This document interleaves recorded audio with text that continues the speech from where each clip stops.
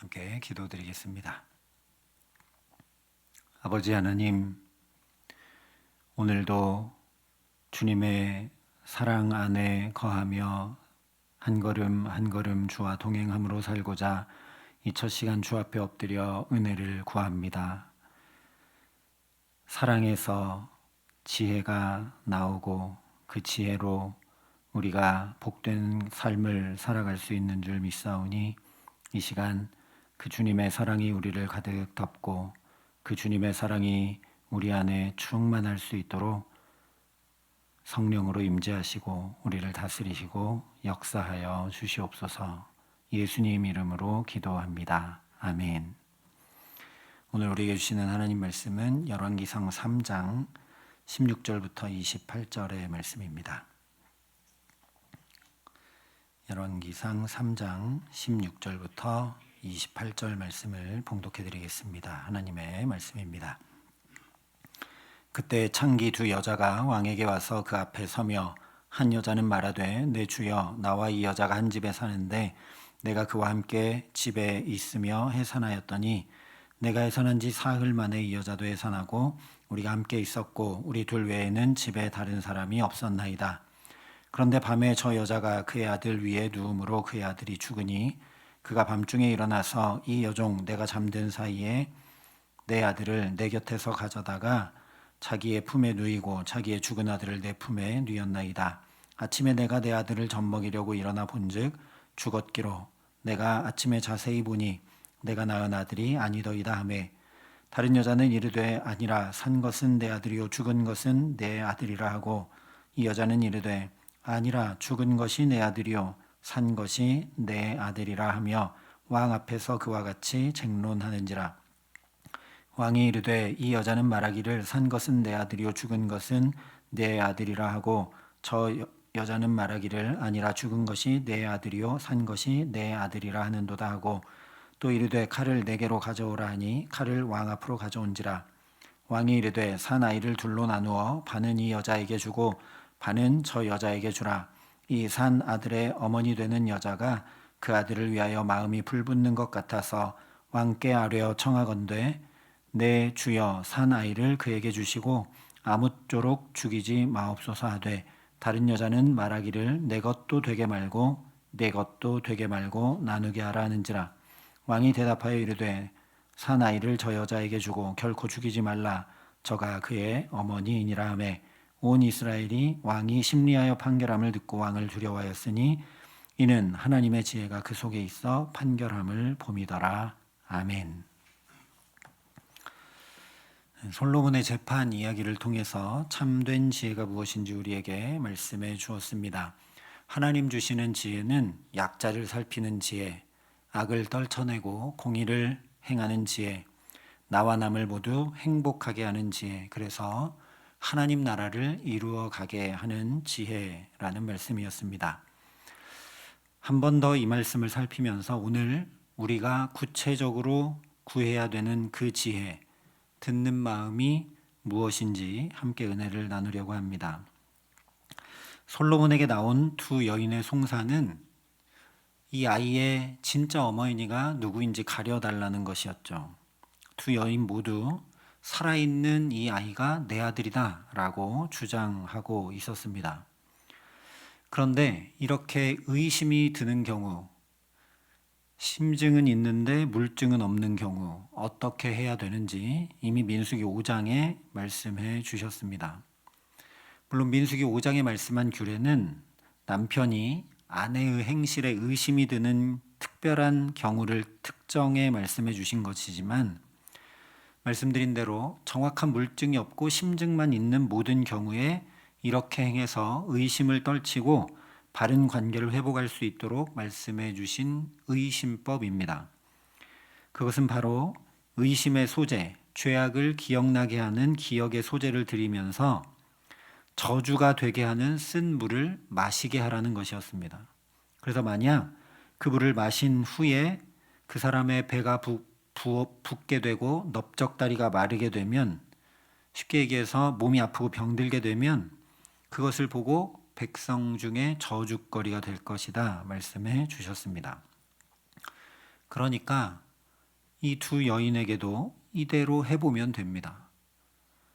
민수기 말씀대로 죄악을 기억나게 하는 기억의 소재를 드리게 하고 저주가 되게 하는 쓴물을 마시게 하면 둘 중에 한 사람이, 거짓을 말한 사람이 이런 현상이 나타날 것이고, 그러면 분명히 거짓과 악이 드러나게 될 것이기 때문입니다. 하지만 이렇게 할 경우에 괴계를 펼치고 거짓과 악을 행한 사람은 민수기 말씀 그대로 공개적인 저주거리가 되어서 사회적인 죽임을 당하게 되고 맙니다. 물론 그렇게 해서 거룩한 이스라엘 안에서 악을 제하여 내라 하신 말씀이지만, 그렇게 되면 사람을 살리는 것이 아니라 죽이고 말게 됩니다. 그런데 하나님으로부터 지혜를 얻은 솔로몬은 그 민수기 말씀 의심법대로 이 두 여인에 대하여 판결하는 것이 아니라 아이를 칼로 잘라서 둘로 나누어 주라, 이렇게 판결을 했습니다. 이것이 율법과 지혜의 차이입니다. 지혜는 율법을 완성합니다.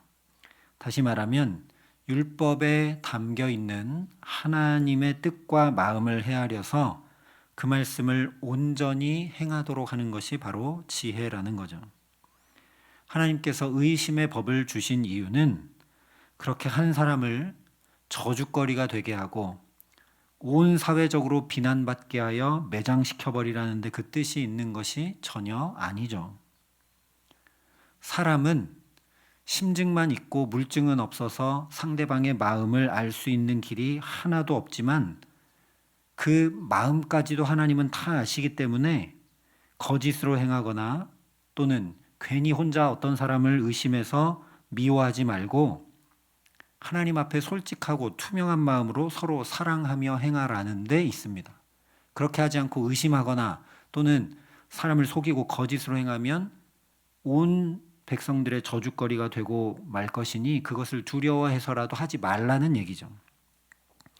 실제 예수님도 간음하다가 현장에서 잡혀온 여인을 모두 다 율법에 따라 돌로 치려고 할 때 너희 중에 죄 없는 자가 먼저 돌로 치라 말씀하시므로 거기 있던 모든 사람의 마음에 가득 찬 죄악을 드러내셨습니다.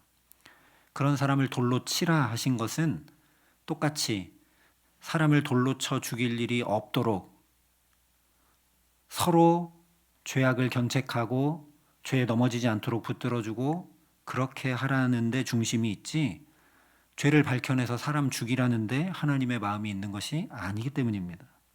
그래서 예수님이 땅에 글씨를 쓰시면서 너무나 창피하고 부끄러울 수밖에 없는 그 여인에게 시선조차 두지 않으심으로 그 여인의 수치를 실제로 덮어주셨고, 나도 너를 정죄하지 아니하노니 가서 다시는 죄를 범하지 말라 하시면서 허물과 죄를 덮으시고 사하심으로 그 여인의 삶을 바로 세워주셨습니다. 지혜를 얻은 솔로몬이 내린 이 판결도 마찬가지라는 겁니다. 그렇기 때문에 28절에 온 이스라엘이 왕이 심리하여 판결함을 듣고 왕을 두려워하였으니 이는 하나님의 지혜가 그의 속에 있어 판결함을 봄이더라 말씀하고 있는 것이죠. 율법의 규례대로가 아니라 심리하여 판결했다는 겁니다. 즉 죄와 허물을 가지고 판단한 것이 아니라 두 여인의 이 마음을 보고 판단했다는 거죠. 잠언에 보면 사람의 마음에 있는 모략은 깊은 물 같으니라. 그럴지라도 명철한 사람은 그것을 길어내느니라 말씀했는데, 그 잠언의 말씀대로 솔로몬은 하나님 주신 지혜를 가지고 진짜 어머니의 아들을 향한 애절한 사랑의 마음을 읽어냈습니다. 그렇게 사랑의 마음을 분별할 줄 아는 것이 바로 지혜입니다. 뿐만 아니라 가짜 어머니의 마음에 있던 괴계와 이기심과 거짓과 악을 단번에 드러냈습니다. 그런데 놀라운 사실은 솔로몬의 판결의 결론부에 악을 행한 가짜 어머니, 거짓 여인을 처벌한 내용이 없다는 겁니다. 이 정도로 거짓으로 행하고 남의 아들을 자기 아들로 뺏고 자기 아들을 실수로 죽인 것에 대한 죄는 싹 덮고 이렇게 행한 사람의 악이 드러났으면 처벌해야 마땅할 것 같은데 처벌한 내용이 없습니다. 그러니까 지혜는 이분법적인 권선징악이 아니라는 걸 또 우리가 알게 됩니다. 지난 시간 나눈 말씀대로 분열을 치유하고 회복시키는 것이 지혜입니다. 허다한 죄를 덮는 사랑, 그로 인해 새 삶을 살게 하는 것이 바로 지혜라는 것이죠. 성경이 침묵하고 있지만 처벌의 내용이 없는 것으로 보아서 아마도 이 여인을 가르치고 훈계하고 합당한 죄값을 치르게 하여서 이 여인이 새 삶을 살아갈 수 있도록 바로 세웠을 겁니다. 그렇게 솔로몬의 판결을 통해 온통 새 삶이 일으켜지게 됩니다. 무엇보다 먼저 자칫 칼로 인해 두 동강 날 뻔 한 아이가 살게 됩니다. 단순히 칼이 아이를 반으로 나눌 위기에서 건진 것을 넘어서서 어머니가 아니라 악한 여인의 손에서 하마터면 자라게 되어서 그 아이의 마음과 영혼과 삶이 그야말로 다 죽을 뻔한 생명을 건지게 된 것이죠. 또 자식을 악한 여인의 손에 뺏기고 평생 가슴에 대못을 박은 채 살았으나 죽은 것처럼 살 수밖에 없는 한 어머니를 살립니다. 뿐만 아니라 죄가 이리 끌고 저리 끄는 대로 시기, 질투, 악독으로 가득 찬 자, 그래서 자기도 남도 지옥 같은 삶을 살게 할 수밖에 없는 한 여인을 바로 세우고 살립니다. 이처럼 사람의 마음을 헤아리고 하나님의 뜻을 바로 알아서 사람을 살리는 구원 역사를 일으키는 것이 바로 지혜라는 말씀입니다. 예레미야 선지자를 통해 하나님께서 당신의 마음과 뜻을 이렇게 말씀해 주셨습니다. 너희를 향한 나의 생각을 내가 아나니 평안이요 재앙이 아니니라. 너희에게 미래와 희망을 주는 것이니라. 하나님의 마음은 우리를 망하게 하는 게 아니라, 우리를 벌 주는 게 아니라 우리에게 미래와 희망을 주는 것이라 말씀했다는 거죠. 예수님도 내 아버지의 뜻은 아들을 보고 믿는 자마다 영생을 얻는 이것이니 마지막 날에 내가 이를 다시 살리리라 말씀해 주셨습니다. 하나님의 뜻은 죽는 데 있는 게 아니라 살고 영원히 사는 데 있다라는 겁니다. 이처럼 하나님 주신 지혜는 겨우 남보다 뛰어난 실력과 능력으로 효율적이고 능률적으로 일을 신속하게 처리하고 뛰어난 결과물을 내는 것, 또는 매우 어렵고 불가능해 보이고 남은 판단하지 못하는 것을 헤아려 해결해내는 능력 정도 이야기하는 것이 아니라는 겁니다. 오히려 지혜는 냉담하고 냉혹했던 우리 마음이 불붙게 하는 것, 그렇게 사랑으로 가득 차게 하는 것, 그것이 바로 지혜입니다. 그러니 오늘 우리가 그 지혜를 구하는 것은 곧 성령을 구하는 것입니다. 성령이 아니고서는 이기적인 우리가 사랑의 사람이 될 길이 없기 때문입니다. 성령이 아니고서는 무뎌지고 차갑고 낙심하고 굳어져 버린 우리 마음이 사랑으로 뜨겁게 불붙을 수 없기 때문입니다. 성령이 아니고는 이분법적인 권선징악의 그 틀에서 우리가 벗어나서 허물을 덮고 용납하고 용서하고 사랑하는 자리로 결코 나갈 수 없기 때문에 그렇습니다. 성령은 우리에게 주의 말씀을 기억나게 하시고 깨닫게 하시며 행할 수 있도록 도우시는 보혜사라고 말씀했습니다. 또한 성령은 모든 것, 곧 하나님의 깊은 것까지도 통달하시느니라 말씀한 대로 하나님의 마음과 뜻을 우리에게 깨달아 알게 하시는 분이십니다. 그렇기 때문에 성령을 지혜와 총명의 영이요 모략과 재능의 영이요 지식과 여호와를 경외하는 영이라 말씀했고, 우리를 위로하며 도우시는 보혜사라 말씀했으며, 말할 수 없는 탄식으로 우리를 위해 친히 간구하시는 사랑의 영이라 말씀한 것입니다. 실제 이 성령이 충만하게 되자 어부였던 베드로가 성경을 정확히 깨달아 알게 되고 예수님의 십자가 구원과 부활을 정확히 깨달아 알게 되고, 그래서 이 복음을 전해서 사람을 살리고 복되게 하는 사람으로 변화됩니다. 베드로만 아니라 제자들 중 한 사람도 빠짐없이 그 구령의 열정으로 뜨겁게 타올라서 자기 목숨을 다 던져 순교하기까지 다른 이들을 사랑하며 그들을 살리고 구원하는 복음을 전했습니다. 그렇게 사랑이신 하나님처럼 사랑으로 가득 차서 나와 남을 복되게 하고 주님의 구원을 보게 하시는 새 삶을 살아가라고 예수님께서 오늘 우리에게도 이렇게 말씀하시는 줄 믿습니다. 너희가 악할지라도 좋은 것을 자식에게 줄 줄 알거든 하물며 너희 하늘아버지께서 구하는 자에게 성령을 주시지 않겠느냐. 무엇이 우리에게 문제인가? 성령 충만하지 못해서 문제입니다. 성령이 충만하면 우리에게 하나님의 뜻까지도, 사람의 마음 정도가 아니라 하나님의 뜻까지도 헤아려 알고 행하게 되는 지혜로 가득 차게 되는 줄 믿습니다. 사람을 정죄하고 판단하고 비난하고 그렇게 하는 것이 아니라 허물을 덮고 사랑하고 어떻게 하면 내가 만나는 이들을 복되게 할까 하는 그런 사랑의 마음으로 충만케 하시는 이가 성령 하나님이신 줄 믿습니다. 그러니 첫 시간 하나님, 나의 굳어진 마음, 무뎌진 마음, 어두워지고 낙담한 마음 뜨겁게 불타오를 수 있도록, 사랑으로 가득 찰 수 있도록 성령으로 충만케 하여 주옵소서. 간절히 구하는 저와 여러분 될 수 있기를 바랍니다. 그래서 성령께서 주시는 지혜와 총명과 재능과 주를 경외하는 마음을 가지고 하나님과 사람을 더욱 사랑하며 오늘도 사랑이신 예수님 걸음마다 뒤따라 살게 하시는 귀한 은총 더해 주시기를 예수님의 이름으로 간절히 축원합니다. 함께 기도하시겠습니다. 아버지 하나님, 솔로몬처럼 우리도 듣는 마음, 지혜 얻어 복된 삶 살기를 간절히 소원합니다.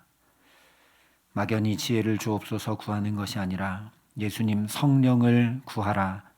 그러면 사람도 좋은 것 줄 줄 아는데 하늘 아버지께서 너희에게 성령을 주시지 않겠느냐 말씀해 주신 그 말씀을 믿고 의지하여 오늘도 이 첫 시간 무엇보다 먼저 성령을 간절히 구하며 나아갑니다.